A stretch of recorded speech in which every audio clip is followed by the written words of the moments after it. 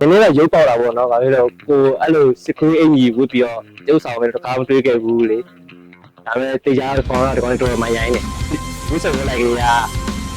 စိတ်ကတူလို့နော်ခေါင်းဝစ်ဆုံလိုက်ရတည်ရတဲ့နေနေရ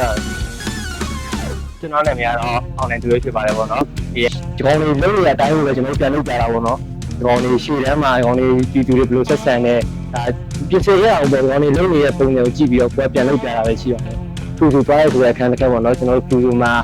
ဒီမရှိတဲ့ဆိုတဲ့အခန်းအဲ့ဒီအခန်းလေးတော့ငြိကြိုက်ပါတယ်ဘာလို့ကြိုက်လဲဆိုတော့ဒါထိပ်လို့ပြင်နေထင်လို့လေအဲ့ဒါကြောင့်ကြိုက်ပါတယ်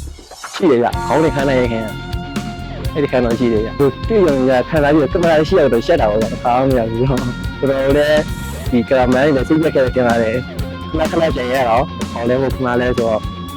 အဲ့ဒါကြော်ရတယ်ခင်ဗျာလေဒီပိုးဆောင်လဲကျွန်တော်လူမျိုးလေးကျွန်တော်ဘော်လာရင်းဆိုတော့အလောက်ကြီးသားခဲခဲတော့မရှိခဲ့ပေါ့သူတို့လည်းပြီးနားတဲ့အချိန်ပေါ့အဲ့ဒီတော့ကျင်းတဲ့ဆုံးပဲ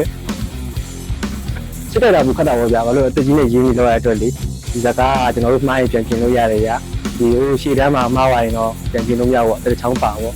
အဲ့လိုဖြစ်ပြီးတော့ကိုစိုးကြီးကကျွန်တော်တို့ပြောထားကြာကြီးဒါဇကားသူရိုက်နေဆိုတဲ့ကသူစာရေးထားတယ်က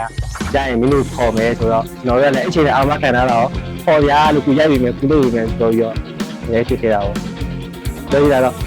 ခုစစ်တီမဟုတ်အောင်လို့ပြောချင်ပါတယ်ဟောနော်ကျွန်တော်တို့အဲ့လာပါပဲကျွန်တော်တို့ရဲဘော်တွေပေါ့အပေါ်မှာလည်းအဲ့တော့ပါတယ်17ယောက်လား17ယောက်တော့တကားလုံးကပါတယ်ပြီးအကုန်လုံးရဲဘော်တွေပါပဲလို့